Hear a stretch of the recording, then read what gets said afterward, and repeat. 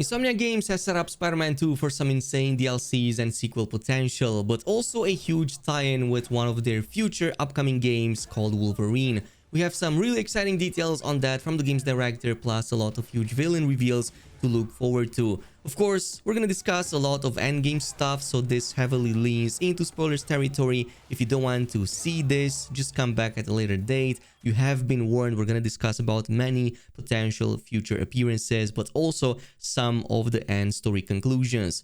But with Marvel's Wolverine being the next highly anticipated release from the company, we now found out that it actually shares the same universe with our very own Marvel Spider-Man. In a recent interview with Kinda Funny Games, Brian Intihar, the game's director, confirmed that the two games in fact exist within the same world of Universe 1048. So here, have a quick listen. Has it been confirmed, denied, or just not mentioned if they're in the same universe? I mean, they are. It's both. They're all 1048. Also interesting is that there was a decision at some point to even add Wolverine in Spider-Man 2. However, the studio eventually decided against it to eventually just give the Spidey team enough time to cook this game instead. We did, however, get one reference, which is the best there is suit for Miles, so I'm gonna take it. It definitely looks very Wolverine inspired. But I would love to have Logan and Pete share the same screen yet again, like how they did back in Web of Shadows, or even before that in some of the old cartoons, both the ones from the 90s, but even the more recent Marvel's animated series. Web of Shadows especially had it during the Symbiote Saga there, so I kinda wonder, will we see this happening again in Spider-Man 3? Maybe for that Carnage plotline that we might get to see that clearly Insomniac is building up for the future. And speaking of costumes, in another recent IGN interview, the game's director also shared why so many of the suits from the previous games are missing from Spider-Man 2. And it seems that it mostly boils down to the fact that just copying and pasting it from PlayStation 4 to PS5 isn't as easy as it sounds, and in fact they actually have to be upgraded first. He further explained that web wings and stuff like capes present in Spider-Man 2 made things wonky with some of the suit designs from the previous games and would require more work to make every single function on a basic level with the game's mechanics. So in the end, they kinda had to pick and choose their favorites and deliver them while at the same time creating new ones.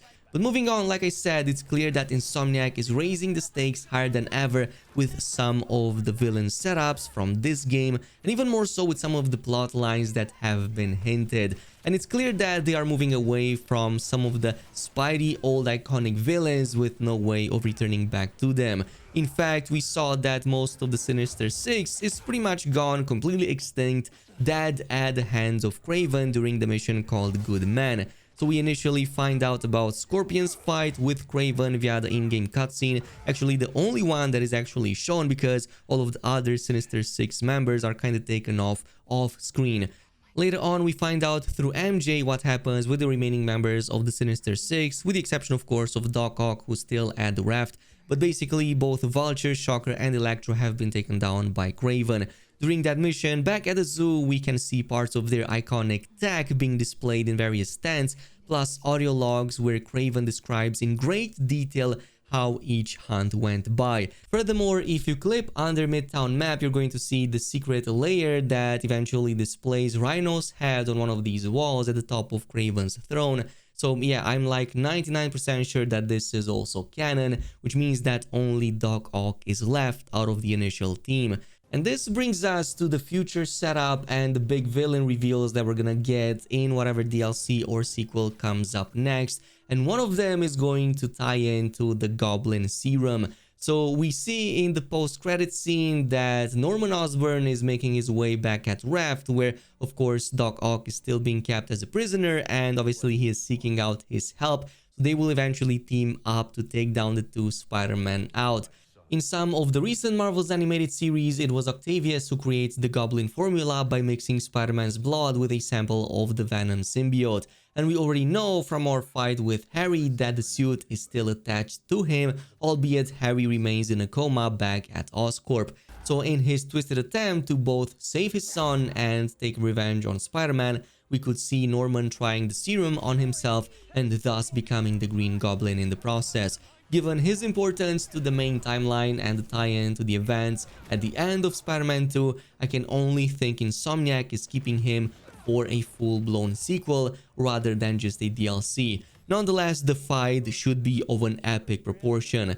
But we aren't getting just villains, we might also get new heroes, because in another post-credit scene, we finally meet Rio Morales' new boyfriend called Albert Moon, as well as his daughter Cindy Moon. Now for those unaware, Cindy Moon is none other than Silk, another hero who got bit by the same spider Peter also did, in the process getting similar powers, but also kind of like with some interesting twists. Because yeah, you know, that's how spiders work in this universe. But her powers are also very interesting. She can create webs from her fingertips and doesn't need to rely on any web shooters.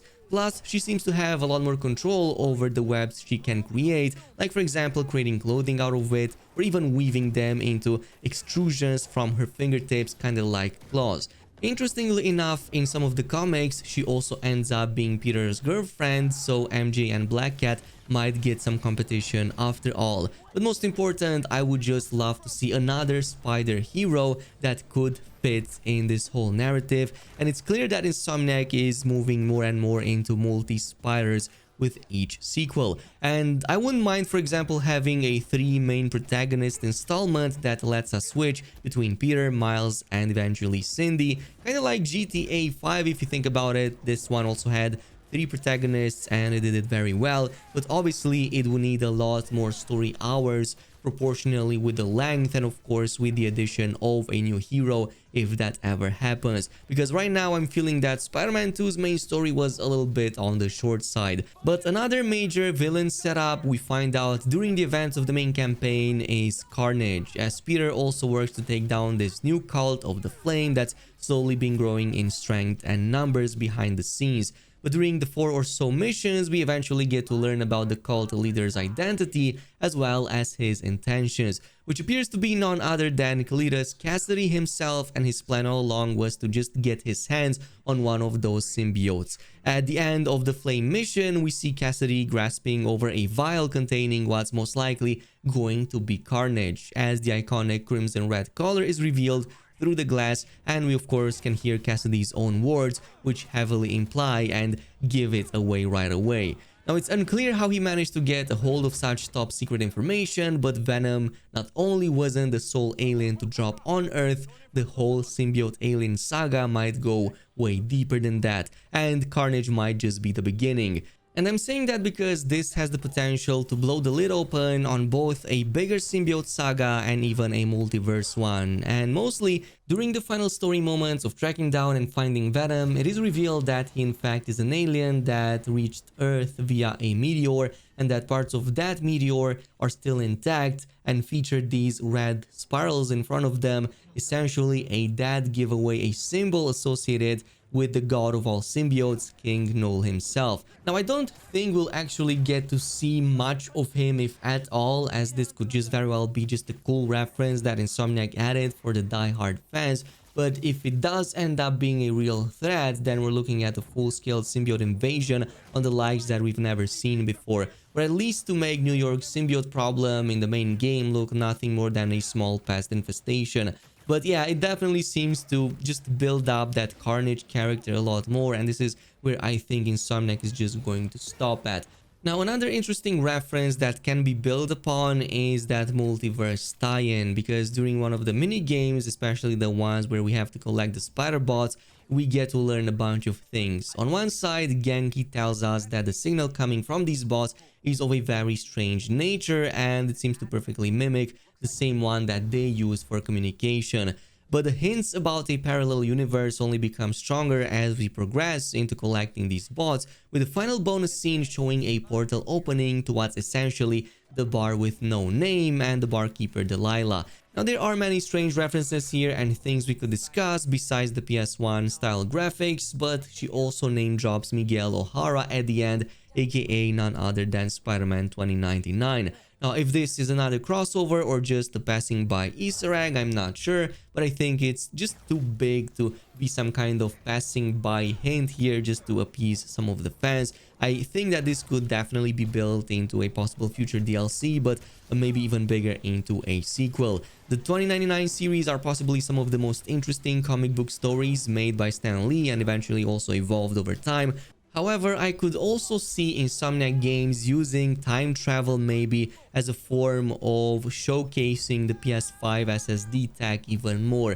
Maybe PS4 Pro by then being released might introduce something even cooler, maybe faster loading times or maybe even bigger transitions to game worlds and whatnot. So I could imagine maybe this being the basis of Insomniac's newest tech demo, kind of like how they did with Rift Apart, as well as during that one mission with Black Cat in Spider-Man 2. But again, I would definitely love to know your opinions down below.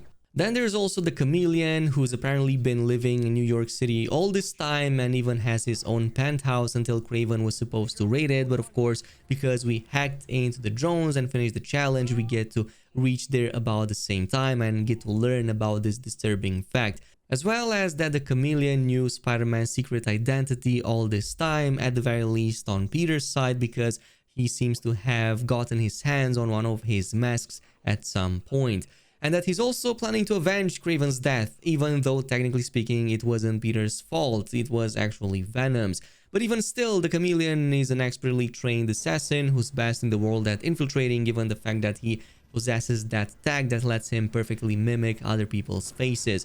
What's interesting here is that Insomniac set him up as Kraven's brother during that scene, so you know it's more than just the thrill to take Spider-Man down, it's downright personal. So maybe the Chameleon interfering in Peter's life could, just bring him back from his semi-retirement that has been hinted at the end of Spider-Man 2's main story. It kind of seems that for now he's settling in with MJ over there at Aunt May's house and they kind of go about their daily lives. So maybe in Spider-Man 3, this is how, mechanically speaking, Insomniac also explains how we have to relearn maybe some of Peter's old abilities. Plus, there's the whole discussion about that anti-venom suit, which is still very much tied to Peter's DNA, so it could just help a ton in the fight against Carnage. Maybe he's going to play a bigger role in Spider-Man 3 as well. Again, lots of things being built in the future for both DLCs and the sequel. I think that there's a lot more material than ever that Insomniac can work with in potentially very amazing chapters for our two heroes, or maybe three, who knows. This is it for now. Thanks so much for watching and I'll see you in the next video.